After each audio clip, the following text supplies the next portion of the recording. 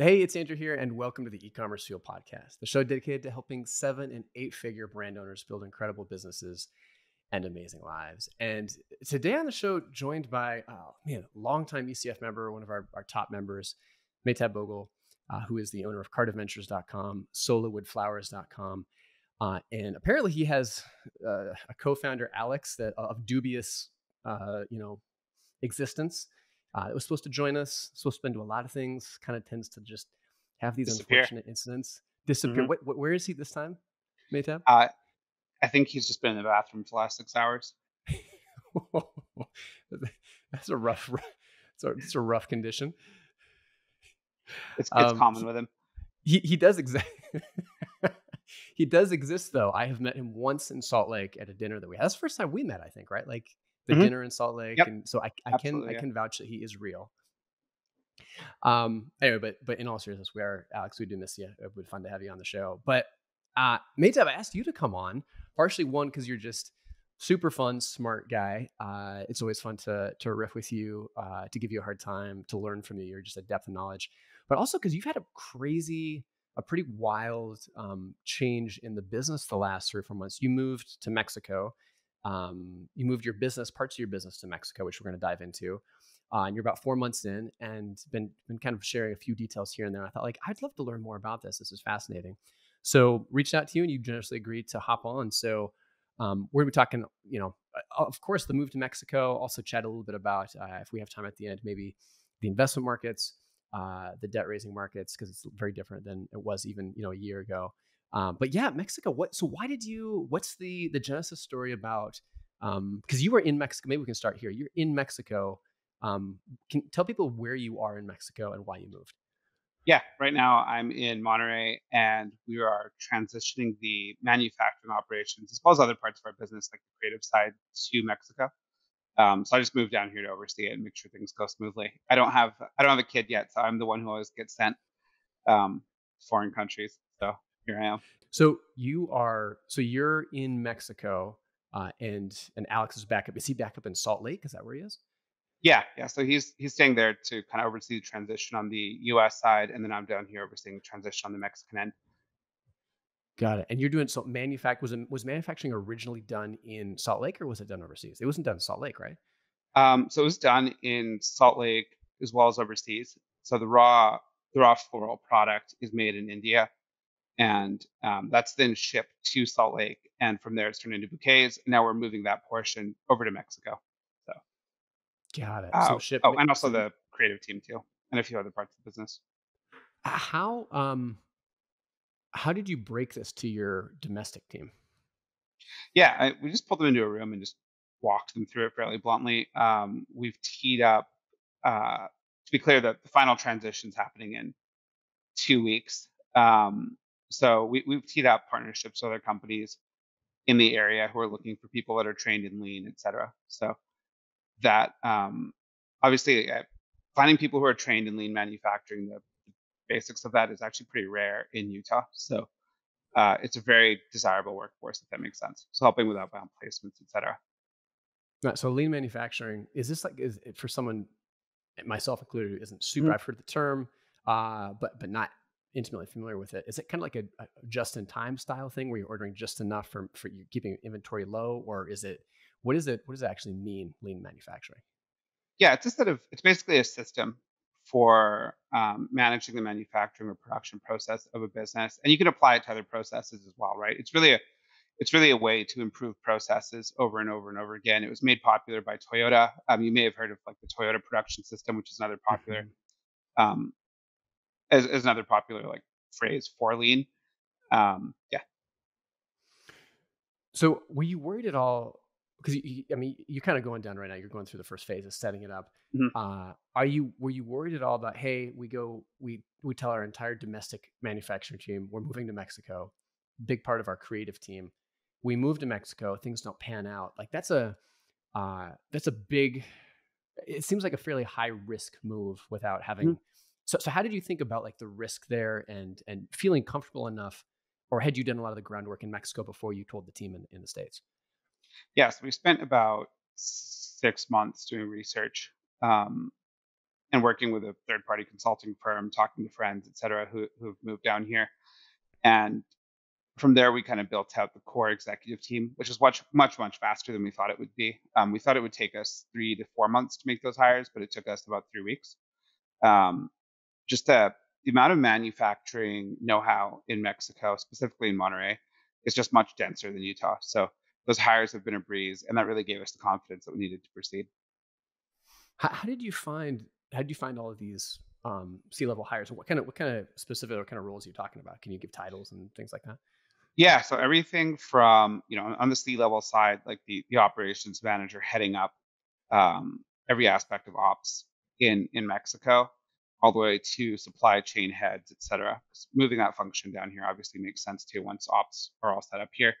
Um, and then including things like creative directors, et cetera. And for hiring those, we just went through Indeed.com, LinkedIn, and then OCC.com, or OCC.mx, I think is the site. But relatively similar process to the US. Hiring down here is a little bit more nuanced, and there's a lot more bureaucracy when you go to hire, and weird. There's just weird benefits that you just have to factor in when you're hiring. But outside of that, fairly straightforward, and the culture is much more aligned with our own work culture and work style. So we found that great, and then the talent's just amazing. Like even if you, I mean, we've tested this before, going up to $300,000 for a hire stateside for some of these roles, and just we weren't getting as many qualified people as we are in Mexico, just because of the density of manufacturing talent down here. And that When goes you both say up and down, by the way. you So said everything down to process engineers too. three things I want to dive into there. You said kind of quirky benefits you have to offer, which is interesting, and then also just the depth of the talent. Yep. What kind of quirky benefits are you talking about? Like mandatory 15-day Christmas bonus. There's vacation premium that you have to offer, et cetera. Again, it's not a big deal because you roll it into the offer, but just calculating it all is just a little bit convoluted. There's a few other aspects tied to that get a little bit messy, but we So do kind have of that like through a third party firm. kind of like that 13th month in the Philippines. Like it's a cultural thing. It's just an expectation. Yeah, yeah, and there's a few other odd things. For example, it's more cost effective. It's more tax efficient for the employee if you pay them partially through what's called a food coupon, as well as a savings fund coupon. But that does not work like a normal 401k. That's common in the U.S. and Canada. But the food coupon is literally like a coupon they can use to buy food that's tax efficient for them as far as compensation, the way they're compensated. So it's just odd setting all that stuff up, and then it's a little bit more convoluted. There's not as much software that makes things easy that's designed for Mexico, right? I think we take a little bit of that for granted in the U.S. And this is even something I ran into in Canada, right? Like there's no gusto that makes things one click and really, really easy. So a lot of those processes are a little bit more manual or require more bandwidth than we maybe initially thought. Interesting. And then you mentioned you feel like the culture, the hires that you've had are more aligned with your kind of in company Mhm. culture. What do you mean by that? So the average work week here is actually 48 hours instead of 40. And then executives just have like an expectation of being around kind of 60 to 80 hours a week. So if I want to jump on at 10 p.m. to work through a bunch of things that are urgent, no problem. Or a really good example is we had a truck arriving that we really needed to receive because I had the materials to start training the team. And the executive team offered to just show up whenever it shows up. And they told the truck to show up as soon as possible, even if that's 2 a.m. They'll just drive down, show up, and receive the truck themselves and just get it done. That's never going to happen in the US. So just a lot of work hustle to get things done in terms of Yep. execution. What can you walk us through, if you will? Maybe you can pick one of those C-level roles, whichever one makes the most Mhm. sense, and talk a little bit about like the background, the experience that they had. And then you don't necessarily have to talk exact compensation, but maybe you can get a sense of like if you were hiring this role in the US with this similar type of background, Mhm. what how much how much more you'd have to pay. Would it be 50% more? Would it be double? You kind of give people Right. a scale of that. So as far as compensation, general rules of thumb, I would say you can think of cost for potential hires in Mexico to be anywhere from 40 to 60% of what it is stateside, depending on the specific role and how commoditized that skill set is down here. Just like any geography, you're going to have some roles that are easier to hire for, right? Um, that's kind of what determines that range. So, for example, if I'm hiring on the operations side for more senior level roles, I'd say it's probably closer to 50 to 60% of what it would be stateside. Um, and then for say, standard operators, which is what they call like production line employees. You're looking at closer to 30% of what it is stateside, if that makes sense. All Yeah. inclusive benefits. Actually, probably it's more like 25%. So it's a bigger drop off there. And then as far Wow. as experience levels, I think using our operations manager is a really, really good example. Um, he has experience standing up several facilities from the ground up. And they're all companies of similar size. He was moving one company from Germany to Mexico, and he did that with another auto manufacturer. And actually, that auto manufacturer was right beside us in Utah, which is really funny. So he'd actually spent more than 180 days of the year in Utah, 15 minutes away from us, which is really a weird coincidence. That was not on purpose. And yeah, so he's done this a few times. He's managed facilities, anywhere from 500 to 1,000 people. Um, he's very, very on top of things, and that again was kind of that one's odd because the density for manufacturing talent down here is much higher than the U.S. So you're looking at roughly 30 to 40% of the cost that would have been stateside. Wow. How much? So manufacturing, huge advantage, supply chain Mhm. manufacturing, things like that. You've got some creative as well. Where are the sweet spots for hiring in Mexico, and did you look at potentially hiring for roles and you're like, yeah, like this isn't just a good fit given the experience in the country and et cetera. Yeah, so I've been pretty impressed with the creative talent down here as well. And actually, I didn't realize this, but the local university of Monterrey has an exchange program with a Vancouver art school, which is really weird. Like I'm from Vancouver, so I've actually been interviewing a ton of people who spent time in Vancouver for a year, 2 years, and then moved back down to Mexico or semester or whatever. So there's been no issue on the culture side, and I feel like and by culture, I mean the cultural context behind producing advertising that performs for an American audience, right? That hasn't been an issue at all. So, and then general quality too. Again, no issues. I'd say in general, the standards down here are very similar to the U.S., especially in Monterey where we are. It's very Americanized. Like HEB, the grocery store chain, some of their only presence in Mexico is in the state that we're in. So. Uh, that's all been far simpler than we thought. We actually hired a developer thanks to, do you know Daniel Parker on ECF? Oh yeah, absolutely. Yeah. He has a recruiting firm and we ended up using them and they just crushed it for us. They got us the hire within 2 weeks. And that hire was about a quarter of what we would have paid for the equivalent of a US developer. And he's great. Total cultural alignment. Awesome. Loves doing the work. None of the typical dev problems that you run into. Um, so I really like him. And What's Daniel did a Daniel's? great job for us. What's his recruiting company's name for people who want to check him out? sounddecisions.co, I think is the website. And Sounds. he's on the forums. He's great just because he has so much e-commerce depth, right? So I didn't have to do much on the technical vetting side. I didn't have to worry about, a recruiting firm not being able to handle that side of things. He was really, really good. Hiring developers is so hard because I Hmm. mean, hiring in general is hard, but developers especially because just unless you work with them for a while and see what they can produce, or you have Right, someone who really deeply understands it, they can go through and vet them. It's so difficult to know their skill level and their output until you get right. to work with them for a while. So, man, so all these hires is how much of the business is had? Do you speak Spanish? A little bit. Not as much as I should. I took it for 4 years and 2 years in high school, and then I think a year. I think just a year in college before I dropped out. But um, I definitely was not paying as much attention as I should have. I'm picking it up faster than I thought down here, but no one really wants to speak Spanish with me because they're excited to practice their English. So Mm. that's a fun dynamic. Okay, so all the interviews, I'm guessing the job Mhm. postings, like how much is happening in Spanish and or like stuff you write that you translate, I don't know, like a job Mhm. posting on Indeed, for example, versus is English just the default for most of the communications you're doing with your team down there? Yeah. So I would say anyone beyond like a production worker role, that's all in English, just because they have to be able to communicate with our other teams that speak English. So, for example, we Mhm. have our own production facility in India, right? And the team in Mexico has to be communicating with them, and that's all done in English. So everyone's basically has native fluency in English for our team, and those job postings are all in English too, just because it acts as a filter. So from a logistics, like a supply chain perspective, stuff Mhm. gets the core materials are made kind of to some level in India. Now it's going to be shipped down to Monterrey, Mexico. And then it's going to be brought back up. And I'm guessing you're not fulfilling. I'm guessing you're bringing it across the border into the states to fulfill for most of your U.S. customers. So how does that like?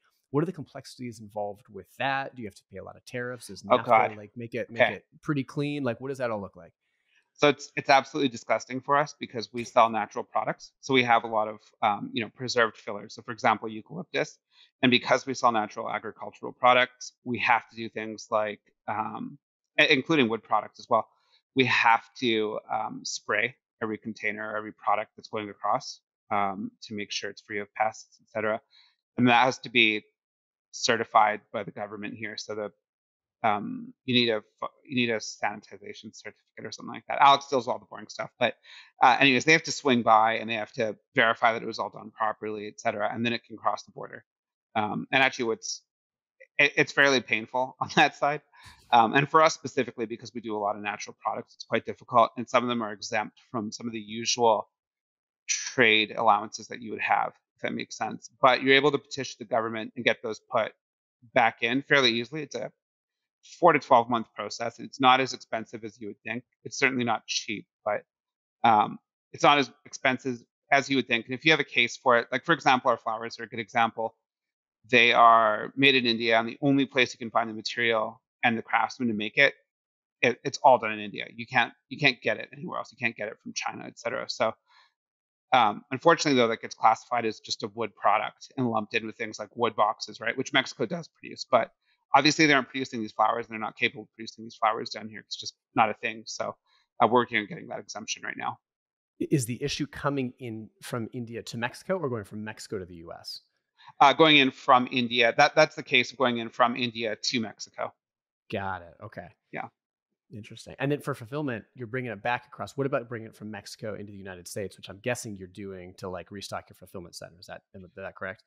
So the way we're doing it is we're effectively bringing product in from Mexico to a broker's warehouse, and then FedEx, UPS, et cetera, just pick up from that broker's warehouse. Everything's labeled. It's all final packages that are being sent over there, if that makes sense. Oh, okay. So you're actually like putting the shipping label to Andrew Hmm. Udarian in Tucson, Arizona. That's all getting Exactly. prepped, packaged in Mexico, and then you're just bringing it across the border, and it just gets into Yep. the UPS system from there. Yeah. What are the delays on that? Like, if you're thinking about, are you able to, does that shorten or make it a lot harder to get like really good timely shipping for customers? Yeah. So our customer base is unique in that there's not much observed sensitivity to that. So, for example, we looked at zip codes close to us in Utah to see, hey, is LTV better? Is conversion rate better, et cetera, for those customers versus people who are far away? There was no delta for us. So we felt good as far as delivery times. And then a huge chunk of our product is custom. And that carries with it. Our standard wait on our website right now is 21 business days for the product to be made. So that's over a month, right? That a customer's waiting anyway. So they don't really care. And our production times are going down in Mexico. So it basically nets out to be faster for the customer in most cases.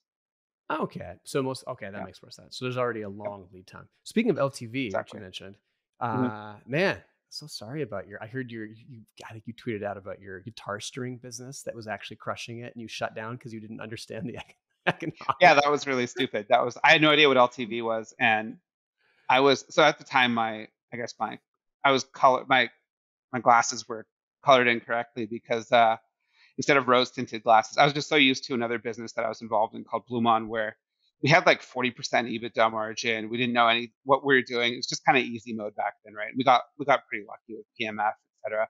Um, and that's what I was used to. And then I went to the guitar string company, or I booted that up, and uh, I thought the numbers were just horrific. I'm like, why is this so bad compared to the other business? And the reality is that business was just small, but like very, very profitable. And I didn't realize how lucky we got there. And I had no idea what LTV was. And I was freaking out that we weren't super profitable on first purchase, etc. So I shut it down. Well, so you had for people who know, like guitar strings. If you play guitar, the strings on your guitar, you can anywhere from like 3 to 6 months, depending how much you play. You need to Hmm. restring them because they start like losing their sound, and so you need new strings. And it's really a lot of subscription businesses. Like I just ordered a bunch of tea and some other stuff, and Right. very rarely will I stay on the subscription business. But I would, especially if I was playing regularly. That makes total sense. Any serious guitarist would love to have that because it's a pain. Your guitar starts going out of tune. You're like, I have the music store. It's a hassle, and they're not that expensive, right? Like a good pair of strings is below $20 easy. So, Hmm. um, yeah, what a cool. So did you ever run the numbers and see how much you were actually? because I think you were worried. You were looking at it and you weren't breaking even on first purchase. But Mhm. then, how long would people stick around for? Oh, like we had people who stuck around for like, 8 months.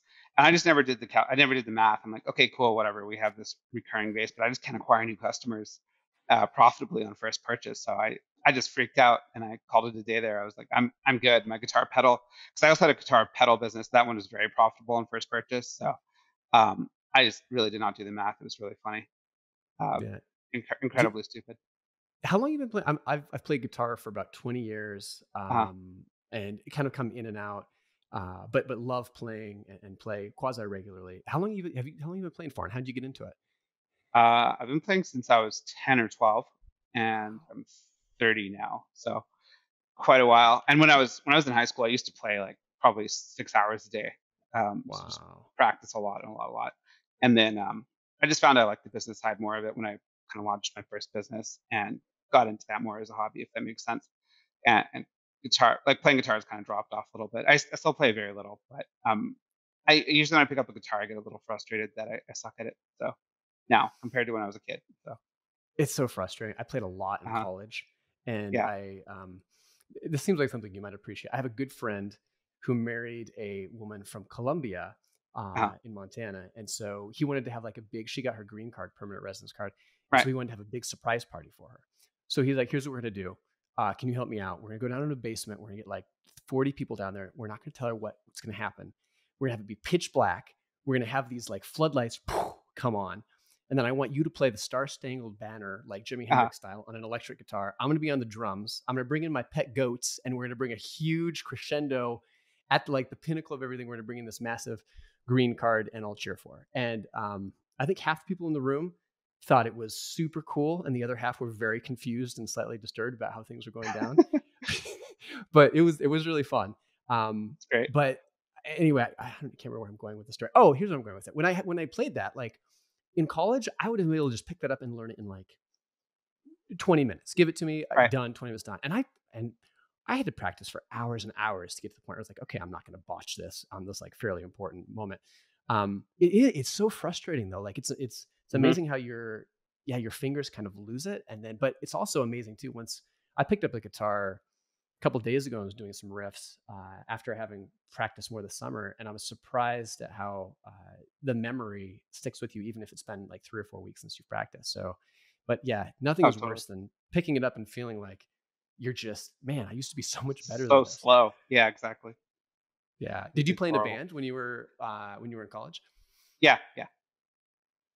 How many bands Um, have you played in over the years? like 3 or 4, but like through high school, college, etc. What was the name of your most interesting band name that I can put on your ECF profile now? The one that'll probably be the most interesting is Dawning of the Inferno, and the album is still on Spotify. So if you just type in Dawning of the Inferno on Spotify, you'll find it. I don't know if anyone wants to listen to it though, but maybe you'll get a laugh out of it. Dawning of the Inferno is what, with your permission, Maytab, we are going to end this episode on as the play out music. So Perfect. with yeah, Go for it. well, so stick around. You can hear Maytab. All right, sorry, I got us on a little rabbit trail here with guitars. What's how are you thinking about like I remember having a conversation when I was a Mhm. young, naive 22-year-old kid with my managing director at my first job.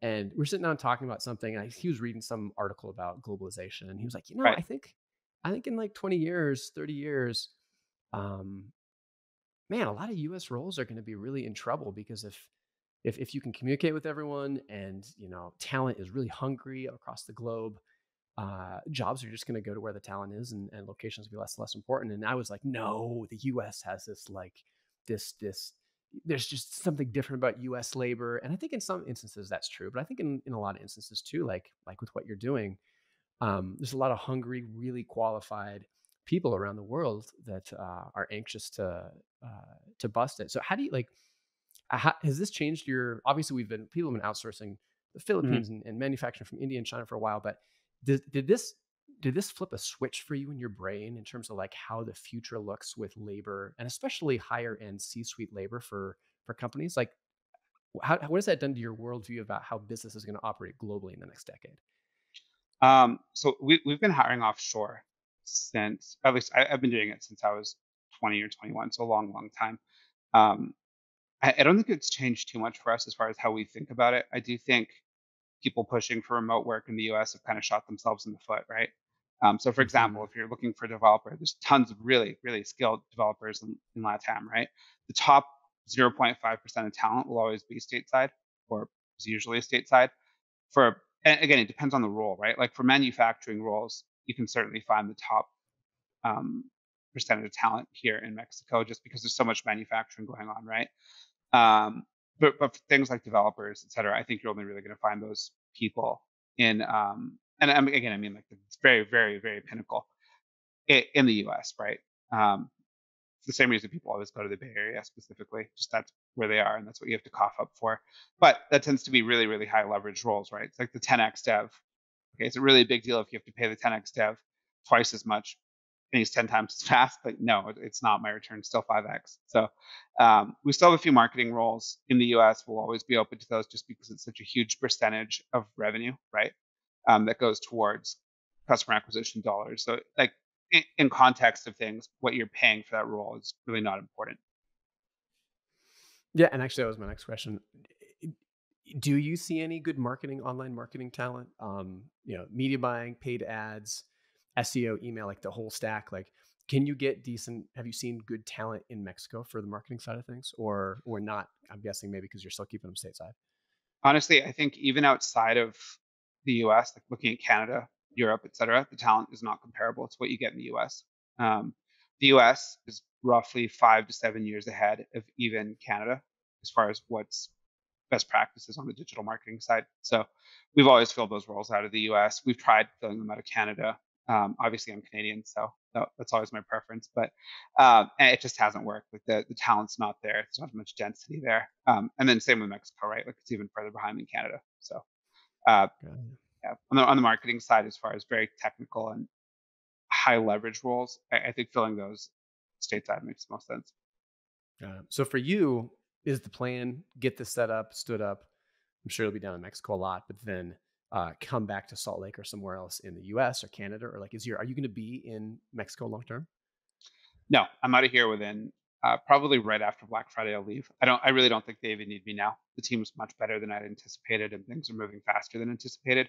For Hmm. color, we had planned on the transition happening around December, but we're ahead of schedule and looking at mid-September now. So quite a bit further ahead than schedule, and I'll be able to leave. I'm just not value add compared to what I thought I'd be. Everyone here is better than me at everything. So I'm I'm literally just hanging out with them. I'm not really adding much value or providing context, but context has nothing to do with skill, right? So I'm probably moving back to Vancouver in late November. Okay. Well, I mean, that's an amazing problem to have. Not being valuable because your team is so epic. How's it been living in Mexico? Because you are paint us a picture. You're in Monterrey. I've never been to Monterrey. What's Monterrey like? How have you liked living down there? What's been your experience? Where I am, it's very safe. It's a little bit of a boring city. It's very industrial, right? So there's not too much to do. Um, I just don't go out much, anyways, past the warehouse. So I don't know. I don't have a super strong opinion. The food's better than Salt Lake, of course, and there's just more options. It's a way bigger city, right? So um, it's been interesting overall, just culturally. I think people are much warmer here too. They're really, really helpful. Um, for example, actually, someone tried to rob at gunpoint a bunch of our production workers, Jeez. and a cab driver just pulled over and scared the guy off. And the cab driver didn't have a gun or anything. He pulled over and scared the gunman away. So Oh my uh, gosh, that's amazing. that was awesome. And this was outside of our facility, like 5 minutes away. But the National Guard is in our facility area, like the same industrial park. So I was surprised that happened. But yeah, so there's some wild things that'll happen. But then conversely, a cab driver will pull over and save a bunch of people. So Wow. Yeah, and so you're not going back to Salt Lake. You never really were madly in love with Salt Lake. I always liked Salt Lake. I remember we had to mhm. talk about this over dinner, and you're like, yeah, I can't get into it. So you're heading back to Vancouver after this. Yeah, I was only in Salt Lake because we had three portfolio companies there, kind of by accident. And very soon it will be zero. So I'm not really attached to the geography at all there. It's like Yeah. for me, it's just a worse Denver. Oh, I would much rather live. No offense to Denverites. I would much rather live in Salt Lake than Denver. Like you got Oh, mountains weird. closer, you got like the city smaller, the airport actually isn't like 40 minutes outside of town. Uh-huh. I don't know. I like Salt Lake. I like the I think it's a cool. If you like mountains and you like cities, I think it's the perfect blend of those two. So, yeah. The inversions though, I could do without the inversions. They have horrible Oh, inversions. the air. I got pleurisy, which is like a problem with your lungs. Like it hurts to breathe basically because of the air pollution. The doctor said, Oh. "Oh yeah, some people are just sensitive to it. You'll be fine in like 4 months." But it's just wild. I was like, okay, cool. Wait, this is a condition that you acquired while you were in Salt Lake? Yes, and it goes Oh. away. It's just called pleurisy, where like your the linings in your lung rub against each other, and it kind of feels like a scratchy pain. It's not that bad, but it was just I'd never heard of it. And he's like, "Oh yeah, tons of people get this, and you just have sensitive, weak lungs." So It's like um, smoking, but less enjoyable, but worse for you. yeah, exactly. So that was uh that was it. That was fun. Man, hope you recovered. You sound pretty good. Yeah, Um, it's fun now. talk about Karta a little bit. Like, so Karta Mhm, Ventures, you have you said you have or had three portfolio companies in the Salt Lake area that will be down to potentially zero. So, what you had, I know you had the clothing company. mhm. Yeah, talk about the ones like what are the companies that you have or had, and why are you divesting them or selling them? Yeah. So the floral company definitely has the deepest moat of anything that we own, and we're really excited about that, especially with the move to Mexico. For color, I think you probably have to spend anywhere from 8 to 12 million on capex, infrastructure, people, et cetera, to get to a competitive margin profile. It's what we have with the floral company. So Wow. it's a nice moat. Like we don't have any direct competitors, if that makes sense. Like our only real competitors, and these are big competitors, is like Costco grocery store flowers, right? Which is not a direct apples to apples competitor. So that's been really nice. That's why we're bullish on the business. And the other main company is a succulent company in California, similar moat, where we have 24 acres of farmland, completely vertically integrated. Everything's grown there in California and then shipped direct to consumer. Um, And this, and sorry, those which are business is this? that's called shop succulents. And so those two, the floral company, Solowood Flowers, and shop succulents are probably those are like the two kind of main positions right now. And then there's a bunch of minority equity and credit positions just here and there. And we've toned down some of the stuff over the last year just with the focus on the floral company, but we're still actively looking for minority equity investments. But as far as control turnarounds, unless it's a very compelling opportunity, we don't have the appetite for it right now. Mehtab, I am shocked you would have leverage on some of your businesses. That just completely surprises me.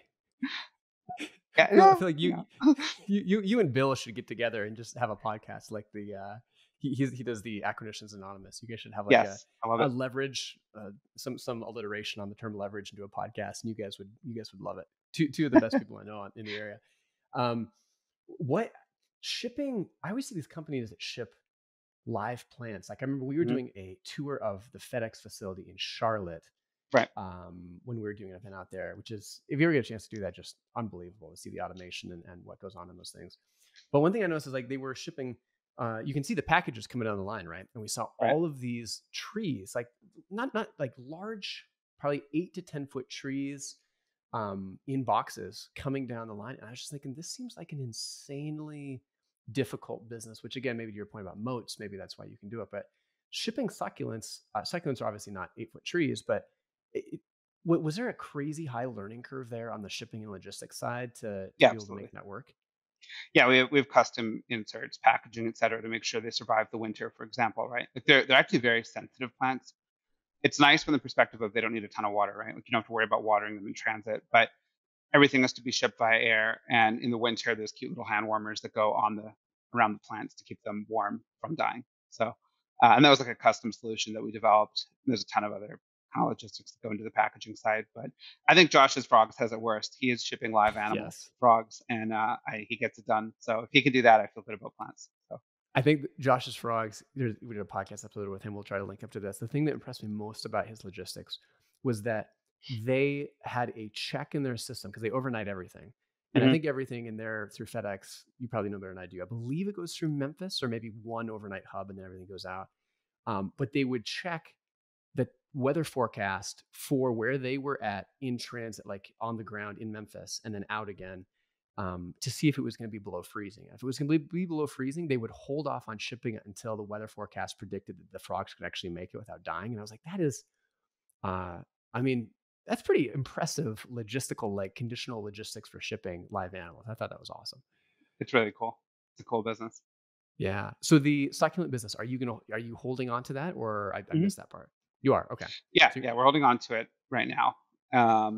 But we spend most of our time on the floral company, probably 90% of our time there. So okay. And what about the clothing business out of Salt Lake that you had for a while, or do you have? we divested ourselves of that a little bit ago. You did. Okay. And how come you sold that one? Uh, I don't love apparel. I don't feel like we're strong at what makes a great apparel company, right? So personally, I don't feel I'm good at brand or I'm good at designing apparel or anything like that. So I don't feel our value add was great there. And then I think where we really excel and what we've leaned into over the last 3 years, 2 years, is anything with a manufacturing component to it. And I'd say we were never initially strong at it, but now we're fairly good at it, if that makes sense. And anything with a moat like that we really understand. So anything like IP, um, proprietary or difficult manufacturing process to replicate, we really love. Love it. The two businesses again, make sure to check them out. CartaVentures.com. Again, they are looking for uh, Mehtab and his potentially real, potentially fake partner Alex are looking for minority equity investments that they can advise and then write a minority check. So not looking to take control, but take a position and advise. Any criteria you have for the businesses that if top 2 or 3 criteria for if people are listening saying, hey, this Mehtab guy sounds pretty smart, I'd love to talk to him about this, what would be the ideal fit for you in terms of characteristics of that business?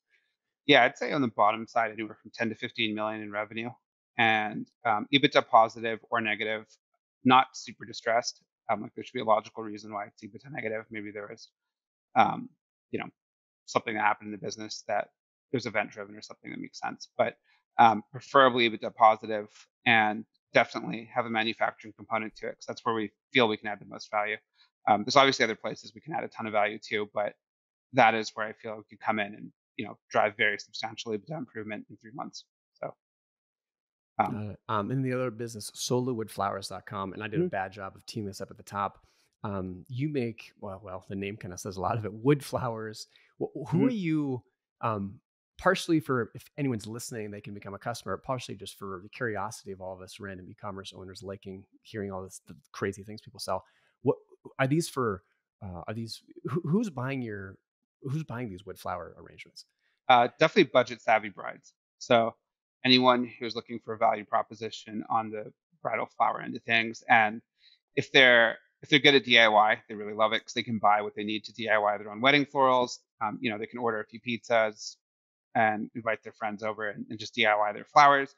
It's also more stress free because you're not worried about your florist flaking last minute, right? Obviously, real flowers die; these do not die, and they have less negative stigma attached to them versus something like plastic flowers, right, or other faux floral. We may have had plastic flowers at our wedding because we had such a low. We put like 60%. You'll appreciate this. We Uh, put 60% of our wedding budget into like a 5-piece brass band, funk band, oh, and cool. then we had plastic flowers. That's But great. I have zero regrets. That was a really fun band. I'm looking at solowoodflowers.com.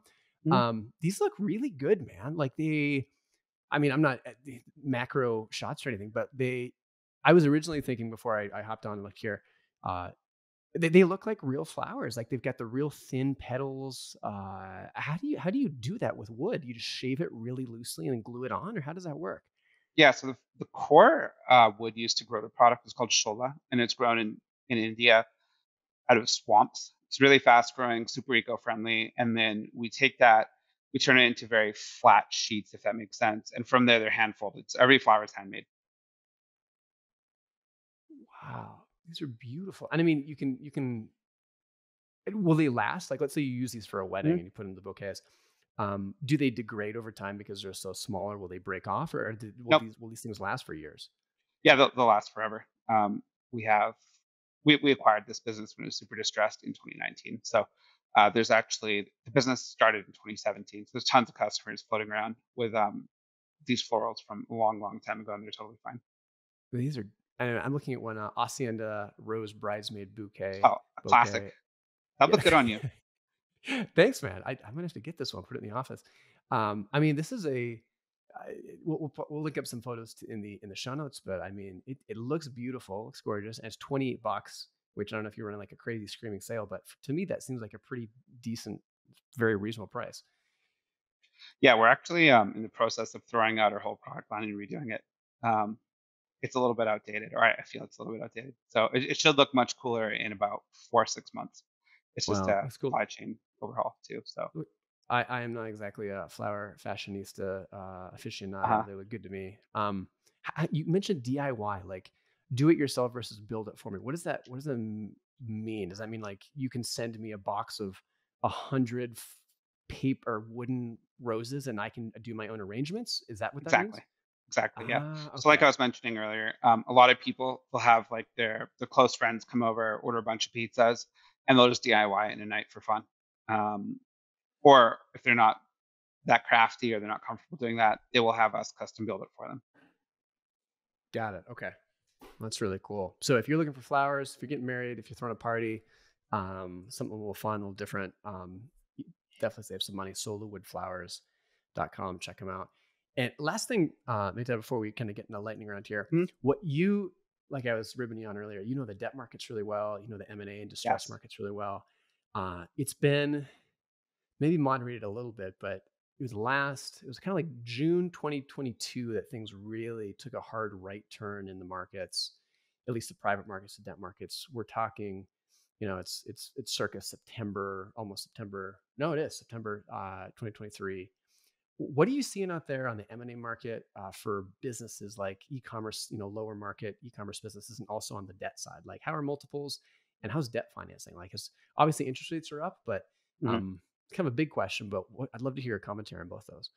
Yeah, we can start with debt since debt availability and pricing tends to drive multiples and pricing for the equity end, right? Obviously, if it's easier for someone to finance a deal, they'll pay more. So around Q1, Q2 2022, a lot of probably the most relevant lender for the majority of your listeners are those programmatic e-commerce lenders, right? It's like Clearbank, Settle, Wayflyer, etc. They all started to tighten up quite a bit come Q1 2022, and we noticed that tightening continued into kind of Q4. A lot of them introduced things that they didn't have previously before, so they either they went secured from unsecured, or this is past just basic interest rates that they were charging, right? Obviously, those had to go up too, but the terms really seem to change quite a bit, and it seems like they're bouncing back as of last quarter, maybe even quarter before that, where limits seem to be coming back. They're loosening up a little bit as far as what they're asking for on the terms end, and pricing's coming back down a little bit with that too to kind of reflect stability. Um, Wait, that's sorry to basically. interrupt. When you say Mhm. pricing, I'm guessing is there interest rate actually coming down, which I would find harder, would be a little more confusing to me. Or do you mean like their underwriting is getting a little more lenient, or maybe the percentage of revenue you have to pay is going back down, the Mhm. terms are going down, but the interest rate is staying roughly the same? Yeah. So the actual interest rates that we're being asked to pay for some of our businesses, as well as other ones that we just see via due diligence when we're looking at deals, they seem to have dropped a little bit. And Hmm. I know interest rates underlying like have gone up, but I think they overreacted initially and started pricing way higher just to reflect the risk that they thought existed. If that makes sense, like there's more of a risk premium before that they wanted, and now that's kind of going away as some of these other lenders coming back into the market and they're driving pricing down. So it's become more competitive again. There was just a bit of drought for capital about a year ago, and we're kind of seeing things open back up gradually, and then up market. As far as if you want to do like a dividend recapitalization, which is just like refinancing your house, right? Except no personal guarantee. The the market for that's still fairly dead, and these are companies with under 10 million in EBITDA, right? So let's say you're at 3 to 5 million in EBITDA. Um, Markets generally do not have appetite for consumer, and they certainly don't have appetite to do a dividend recap in consumer versus where they were like 2018, 2019, 2020, 2021. So we're just seeing terms that are not overly favorable that get us too excited. So we'd rather just kind of keep more cash in the business and redeploy more aggressively there versus take a dividend out via debt. It's just the risk reward doesn't make sense right now. Terms are too tight. We have more appetite and for us, I should clarify, terms are more important than pricing in general. Obviously, they're both a factor, but I think where people really get caught misusing debt is when the terms can kind of suffocate a business or reduce the runway that you have if things go sideways. So we shy away from that kind of debt. Got it. And thoughts on multiples, and especially to the number of businesses you've seen that are distressed? Like, I think it's been a hard year for e-commerce Mhm. it's been a hard 3 or 4 years for different reasons each Right. year. But I know that there's a lot of e-commerce sellers on the margin side, and also I think on the acquisition side that have just been more challenging than in the past.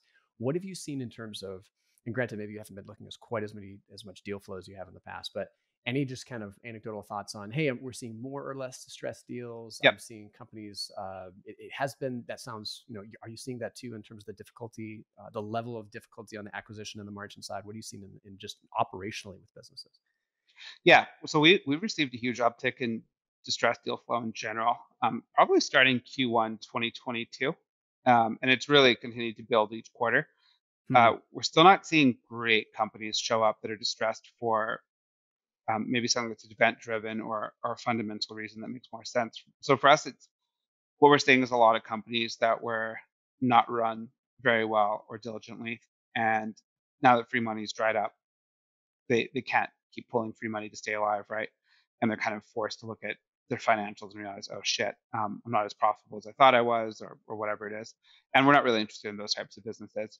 It just when I was younger, I had more appetite for doing an income statement and balance sheet turnaround concurrently, but now I will not do both at once. I'm too old for that. That is like Whoa, that whoa, is whoa, hard mode. hold on. Just for the record, Maytab is backing away from a potential turnaround deal. I think this is a first in my entire history of knowing you. Yeah, I'm good. I think after once you turn 30, you can't do that anymore. Too old for that. So I think if I was 24 or whatever, I'd be okay with it. But now we try to make sure it's just one or the other, not both at the same time. It's And when you much say more that, difficult. just to make sure I understand and Hmm. people listening understand, income statement turnaround is going to be, hey, structurally your margins are off. You Right.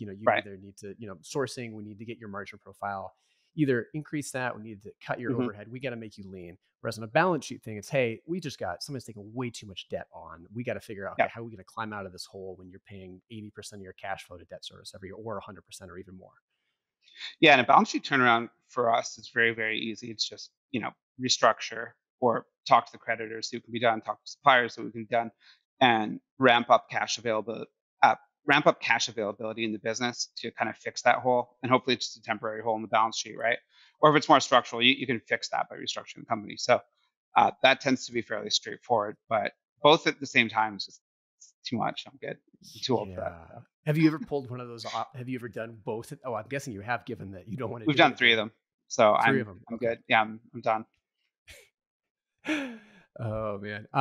Maytab, this has been phenomenal. Thank you. From guitars to Mexico to you know to reorgs and distress deals into the kind of M&A markets. Always love chatting with you and appreciate the knowledge and congrats on the move to Mexico. The killer team that you've hired there. Sounds like it's gone smashingly well, and it's not always the case. Usually when you have high expectations, or even when you temper them, it doesn't always happen. So congrats on Yeah. things going so well Thank on you. the exporting. So It was all possible thanks to e-commerce tool. Everyone should join. totally sounds like I set that up with you earlier. But you didn't, so it's all good. Well, thank you, and thanks for being in the community, man. I mean, you're just a phenomenal member in the community. Always dropping in, adding a ton of value and knowledge, and it's just a pleasure to It's have really you. fun.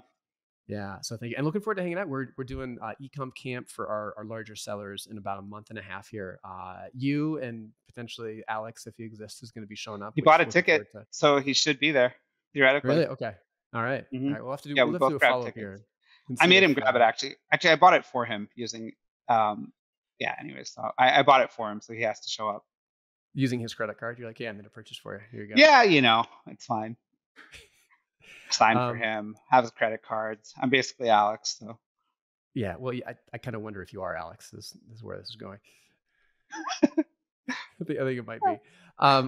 If you're up for it, I would love to do a slightly tongue in cheek lightning round Sure, with you here before always. we put a bow on this. Hmm. Some serious questions, some not so much. How would you describe the e-commerce environment in 1 to 3 words right now? Bloodbath. But ooh, wow, okay. Um, what's your most drool-worthy guitar? So if I was like, "Hey, Mehtab, price is no limit. Mhm. Any guitar from any era that any musician has played, it's yours. You only get one though. What's that guitar and who played it?" I don't know who played it, but the Teufel Birdfish is a lot of fun. It's a really cool guitar. The brand's just TEUFFEL.com. And Hold on, that's the I'm gonna guy's look this actual up. last name, but the last name means devil in German. He just happens to have that as the last name, but they're really Can cool you spell that guitars. one I more love them. time for me? Yeah, TEUFFEL.com. Travel guitars. Oh, cool. You kind of got a little retro, almost like a Tron meets the '80s '80s style kind of. Uh, those are pretty. Those are pretty sweet. And you They're just like them awesome. because why do you like them so much? The style, the sound. What is it? They sound great. They're really cool. There's a bunch of unique design choices behind them that kind of all come together to give you like a really, really unique and special product. And the luthier that makes them, that's someone who builds guitars. He's a great guy. He's really fun to work with, and it's just fun seeing his passion kind of come through. If that makes sense. Very cool. What's one of the funnest memories from your childhood? Uh, hmm. Probably just staying up and playing Halo with my friends. Just LAN, good old LAN Halo. I think it goes for anyone in our age bracket. So Agreed. I thought you were going to say your first dividend recap at like age 9. I'm surprised that was no, not no, you. no. Unfortunately, no. No, I think it's good. I think that's a very fortunate thing. Halo at 9 is where you, even if you're ambitious, I think having some Halo years is good. Um, you love watches, you love guitars. If you had to give up one of the two, you can only enjoy one of those two passions. Which one would you have? Which ones would win out? Right now, probably watches. Actually, since I'm in Mexico, I put everything in Canada. Basically, I just have one or two pieces with me, uh, and then all my guitars are in Canada too. They're just Mm. kind of hard to ship down here, and I didn't know how long I'm going to be down here. So yeah. Yeah. Why? What is it about watches that you love? Is it because I think some people hear, "Hey, Mhm. I collect watches," and it sounds like very stodgy, very like I agree. old manish, Yeah. very pretentious potentially. But I think there's more to that because I've talked to a lot of people who really get Mhm. into it, and it's interesting. And I think there's more than kind of that original or that initial kind of impression. So what is it that draws you to like collecting watches? I think it's like the intersection of engineering, craftsmanship, and art that you get with watches, right? So if you look at higher end independent watchmakers, you can think of them as artists, right? Usually it's just one to 10 people kind of grinding away. And they have, there's that art portion, which is you can think of as design. There's the engineering component, which is maybe a unique movement, which is really, really hard to do. Um, and it's cool seeing it all kind of come together in one package. And it's fun. You get to support smaller businesses. I don't really buy super branded stuff, but I buy a lot of smaller. I buy from a lot of smaller independents. It's just more fun. Like you get to work with the craftsmen directly, you get to talk to them, customize things, and you get to support a small business. So I think it's a win-win. And do you buy them? Is there an investment component as well? Like you're buying them because you want to be able to hold them for a while and then sell them, or is it purely because you just love the actual thing itself? So I've always loved flipping things online. I don't know why. I've really liked it since I was a kid. That's how I got into business was flipping guitars online. But with watches, I'm definitely profitable in them. I don't lose money on them, but there is like a bit of a fun component. You can think of it buying a piece from an independent as almost like angel investing, where you might buy several pieces, but one might just skyrocket in value. So um, that's kind of a really fun component that overlays it outside of what I discussed earlier. So Interesting. it's And, just a and when really you're fun when you're hobby. buying these watches, are Mhm. you buying like I'm guessing sometimes they'll do like a limited run of let's say I don't know, but especially small, totally guessing 25 watches of this one type. But I'm Mhm. sure you can also customize them as well. How much are you buying? Like, will the ones that you customize go up in value, or is it more of hey, just this limited line that is more known to the market? If you buy one of those, there's a chance for it to take off.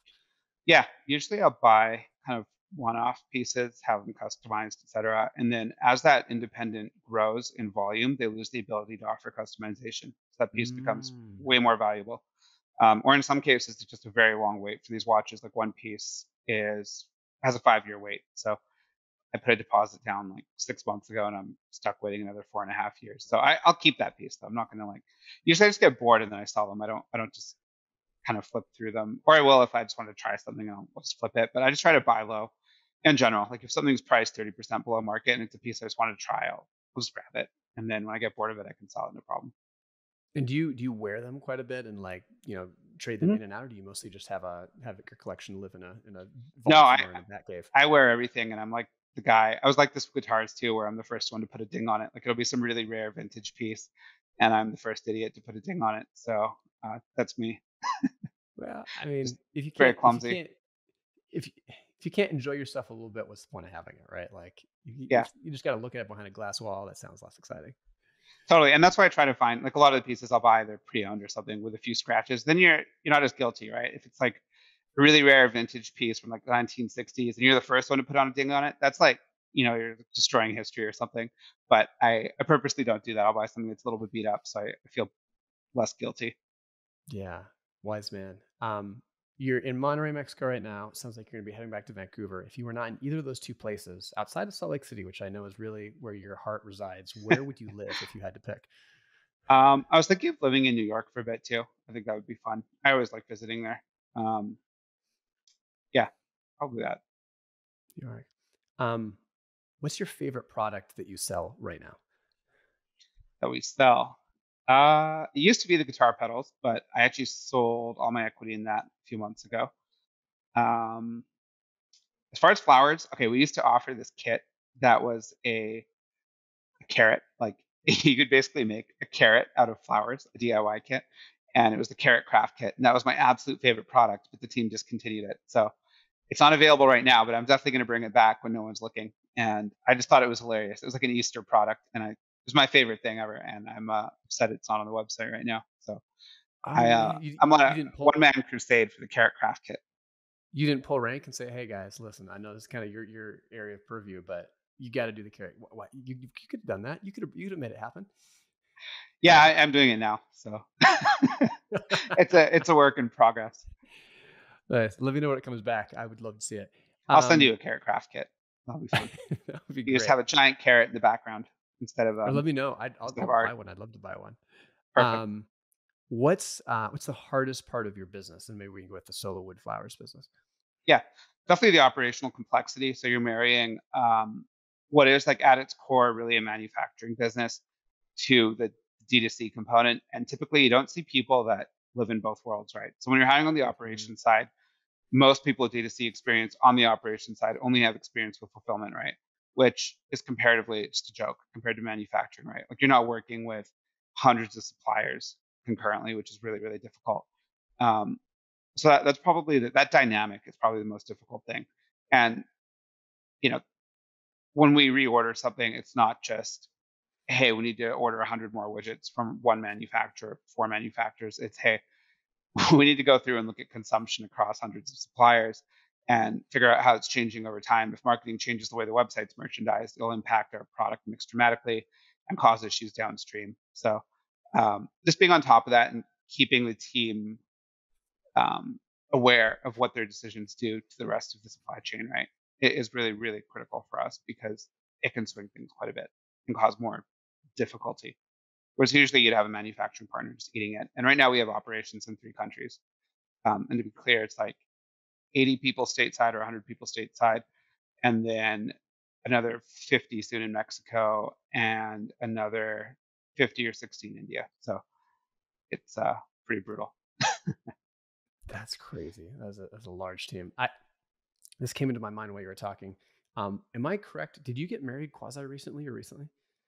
No, I'm engaged. So I'm getting married next June. I should know this, but next June. Next year. Okay, that's it. Are you gonna be using solo wood flowers at the wedding? I have to. I was gonna say. I mean, yeah. How does your fiance feel about this? Is she on board? She cool She's with it? stoked. She's good Okay, with it. I'm gonna have our better florists put something cool together. So nice. Love it. That's awesome. yeah. Um, the the always infamous how much money is enough question. So that you can either answer this one of two ways. This is either cash in the bank, so a lump sum that Mhm. you're like, if I had this, if I never got any more, I'd be fine. We will have a great life, wouldn't freak out. or you can say how much in annual income per year if you want to do it that way for the same kind of answer. So with those two in mind, answering either or, how much money is enough? So there's two things I really want to try. One is building a massive RPG, like a single player RPG. And I was doing the math, and I need like 10 million to try that out properly. Um, so I really want that much money to go try and build an RPG later on. I definitely don't know what I'm doing either, so that's the problem. I'll lose a lot of money trying to figure out how to build a video game. And then the other thing that I think would be really fun is buying a really, really chunky distressed company. So something doing like 200 to 500 million. And then you probably need about 5% of that, 5% of purchase price. So you probably need another 10 to 20 million to put up as like the general partner commit to do that deal for distressed company business of that size. So that's what I need. Those are my two fun things I want to try. And I don't have like a fancy lifestyle, so the rest doesn't really matter to me. I could be happy with like $12 and a Chipotle once in a while. I love your answer. I love how you had like these very discrete, interesting things that you want to do. I think a lot of people kind of take the approach of, hey, how much do I need to just chill and relax, or just kind of fund my current Mm-hmm. lifestyle? But I love it. You're like, I want to go head to head with id Software and like create the next, the equivalent of Wolfenstein 3D for 2023. Well, I just think like it sounds like you had a lot of fun playing games when you were younger. Yeah. Nothing beats like a single player RPG as far as fun. And I always thought it'd be really, really cool to try that, but I'm just too dumb to do it on my own and figure out how to like bootstrap an awesome company like that. So I need more money to do it because I know I'd mess it up. I'm not a developer or anything like that. When you say RPG, role playing game, like, do you mean like a Mm-hmm. first person shooter? Do you mean something like a StarCraft? Like, what do you mean by that Oh, RPG? something like Morrowind. I'm not familiar with that game. Oh, what else is the equivalent? Like a Morrowind.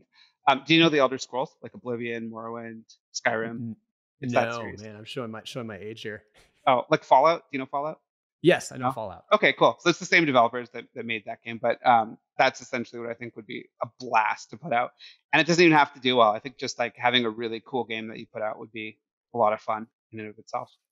Have you read the book? And is it Masters of Doom? I can't. I'm Mm-hmm. blanking on the title, but the one about I think it was id Software where they created. I think they did Quake, they did Doom, they did Wolfenstein 3D, and it talks about their whole arc of their career and kind of the ups and downs of the drama. Have you read that book? I've read parts of it, but I know the book you're talking about. I have to finish it. Okay, yeah, it seems like it'd be right up your alley. It's a really good for Yeah. video game geeks, such as the two of us. Yeah, it's a cool read. So, Mm-hmm. And it's cool um, that that first crop of companies was all bootstrapped with next to nothing, right? mhm. So it's really cool to see the progression. How many hours a week do you work?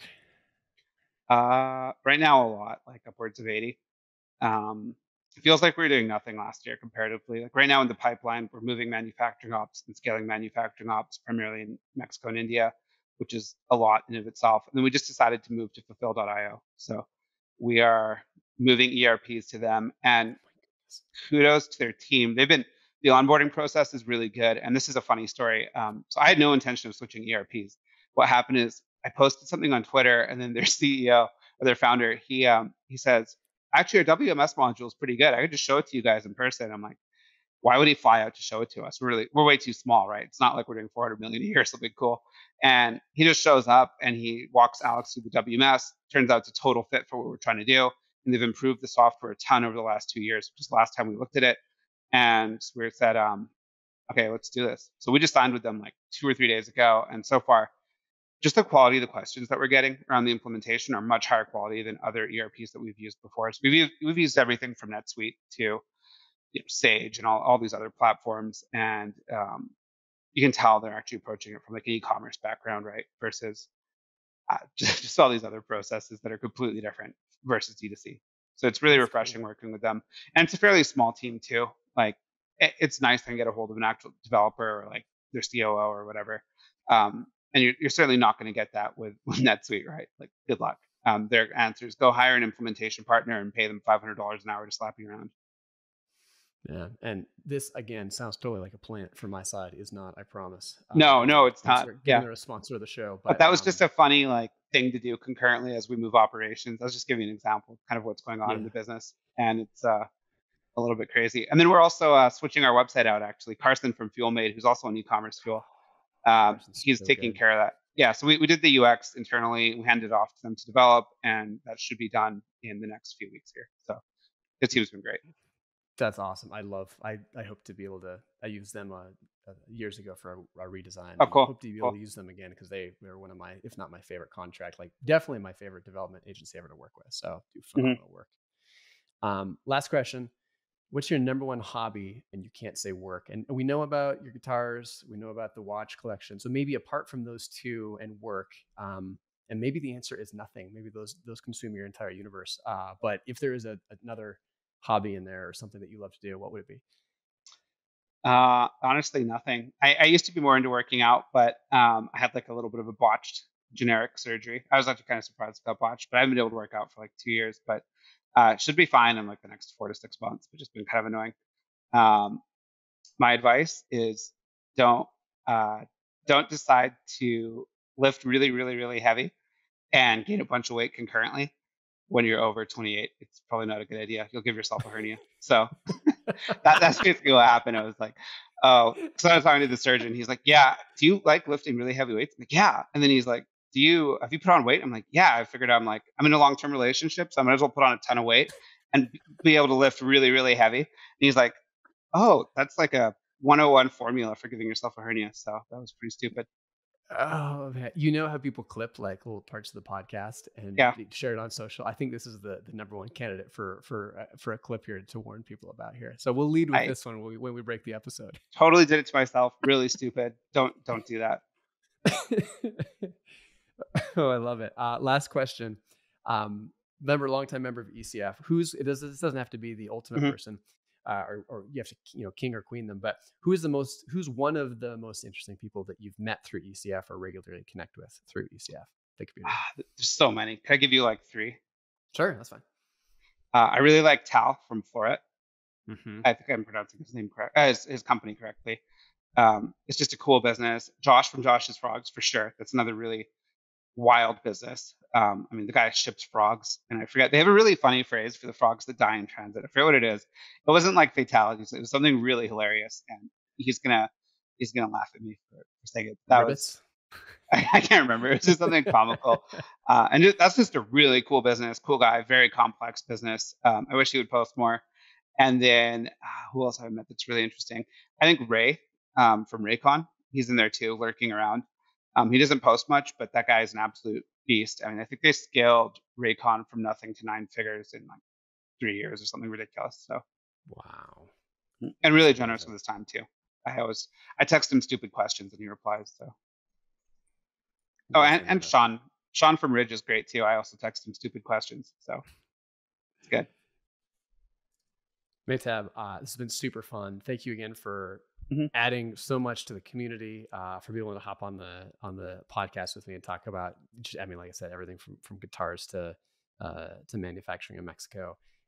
Looking forward to hanging out with you in about 6 weeks here, and always appreciate the time, sir. And as you're listening, as promised, we're going to the music you are hearing coming up. We're going to replace the ECF music, which might need a retro. It's a little retro. We might need to redo that at some point.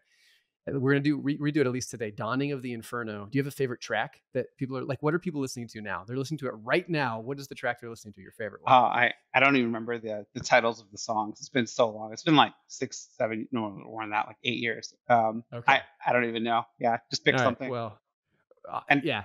turn your headphone volume down. Blow their ears out. Love it. Mehtab, always a pleasure, man. Thanks for coming on. This was a blast. No, thank you for having me.